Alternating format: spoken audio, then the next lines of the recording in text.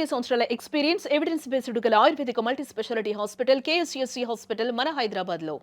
అందరూ ఆశ్చర్యపోయింది ఏంటంటే ఇది అంటే కులాలకి మతాలకి అతీతంగా మనకి జెమిమా రాడ్రిక్స్ మీరు చూసుంటారు, మన మహిళా క్రికెటర్, చిన్నపిల్ల యాక్చువల్లీ. అమ్మాయి అంత అసలు ఏ విధమైన దాపరికం హోల్డింగ్ బ్యాక్ లేకుండా బయటకు వచ్చి నేను ఆడడానికి దేవుడు నాకు సహకరించి నన్ను బ్లెస్ చేసి జరిగింది. అంతకుముందే తనకు ఒక ప్రేయర్ జరిగిందని విన్నాం, తను జరిగి ఆ బ్లెస్సింగ్స్ అన్ని కూడా పనికొచ్చాయని చెప్పి.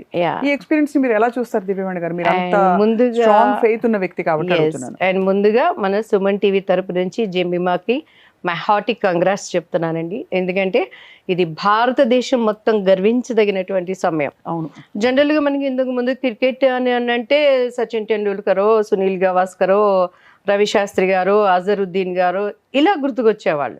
ఒక లేడీస్, అందులో ఆ అమ్మాయి వయసు చిన్న వయసు, ఇంకా తన జీవితంలో ప్రపంచంలో చూడకుండా. సో అందులో పోటీ ఎవరితో అంటే ఆషామాషే కదా, ఒక ఆస్ట్రేలియాతో వాళ్ళు ఎంత స్ట్రాంగ్ ఉంటారు, వాళ్ళు కొట్టిన స్కోర్ కానీ. సో దానిని కవర్ చేస్తూ ఆడి విన్ చేయటం అనేది ఈరోజు ఒక స్త్రీలుగా మన ముందు జనరేషన్ కానీ, రాబోయే జనరేషన్ కానీ, ఇప్పుడున్న జనరేషన్కి కానీ ఆమె ఒక గర్వించదగినటువంటి ఒక ఏమనాలి, మహిళ అనాలా, స్త్రీమూర్తి అనాలా, అంత ఏజ్ కూడా లేదు ఆ అమ్మాయి. పాపం ఇప్పుడు జస్ట్ ఇది విన్ అయినాక నేను చూస్తున్నాను హూ ఇస్ జెమిమా అని చెప్పని వస్తున్న వాటిని బట్టి.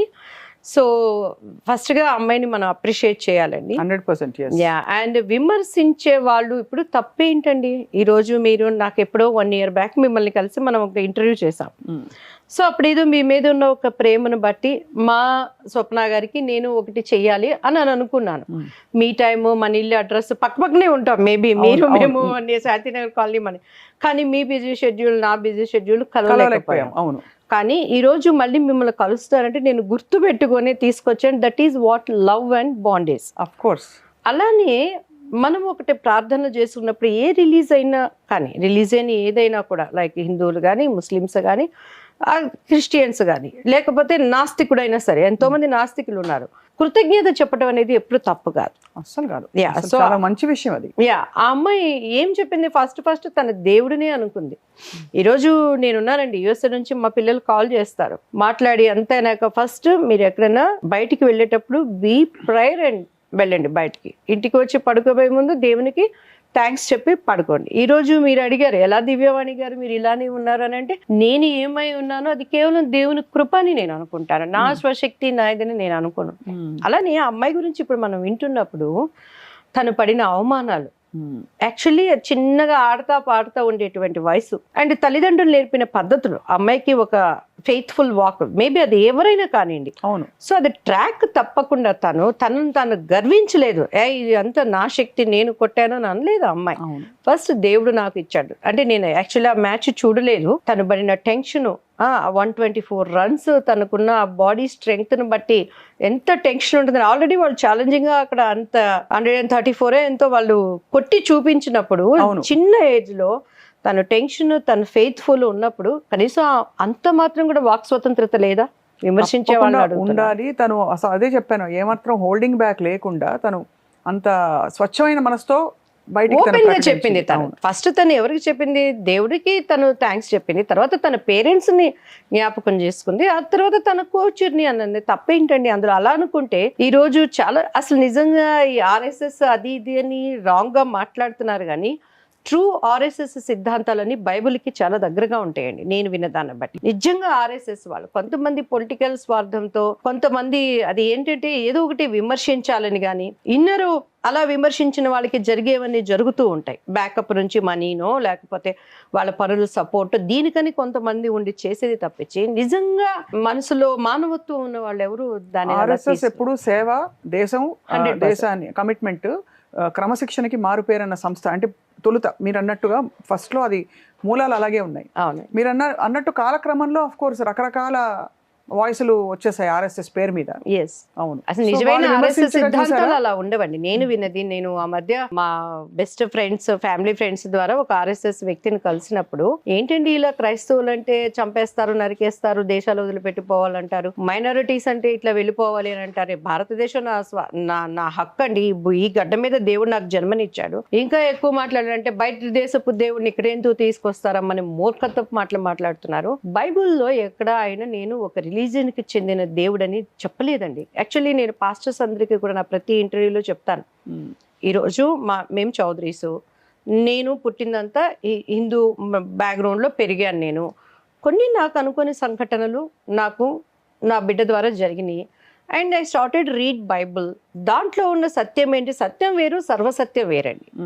సత్యం వేరు, సర్వసత్యం వేరు. దాంట్లోకి వెళ్ళటానికి దేవుడు వాక్యం నన్ను పట్టుకుంది. మా ఇంట్లో మా అమ్మలు ఒప్పుకోలేదో, నాన్నలు ఒప్పుకోలేదో, మా వారు ఒప్పుకోలేదో. ఇప్పుడు మీరున్నారు స్వప్న గారు, మీకు స్వీట్ అంటే ఇష్టము, లేదు మీకు ఇలా జర్నలిజం చేయటం ఇష్టము, మీకు దిస్ ఈజ్ యువర్ ప్యాషన్. మీ ఇంట్లో వాళ్ళు ఎవరైనా వచ్చి 1000 కత్తులు అడ్డు పెడితే మీరు ఆగుతారా? నా ధర్మం నేను చేసుకోవటం తప్పేంటి అని. అసలు ఎవరి ధర్మం వాళ్ళు పాటించేది రాజ్యాంగం కూడా ఇచ్చిన హక్కు.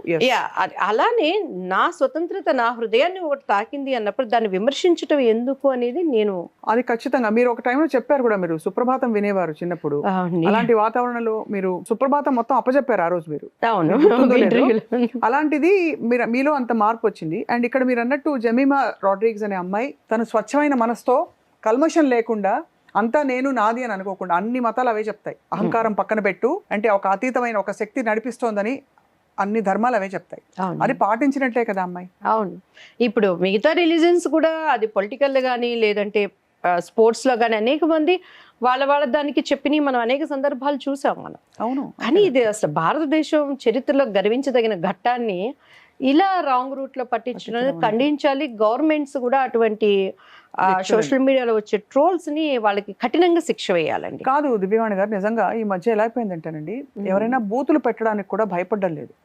బూతులు రాయడానికి కామెంట్స్ లో కానీ ట్రోల్స్ లో, దానికి ఏంటి పరిష్కారం? దానికి ఏంటి పరిష్కారం అంటే ఇది గవర్నమెంట్స్ లోనే రావాలండి. అవి సోషల్ మీడియాలో పెట్టేటప్పుడు డెఫినెట్ గా దానిని ఖండించాలి. అటువంటి వాళ్ళకి ఆ సోషల్ మీడియాలో మళ్ళీ రైట్స్ ఇవ్వకూడదు.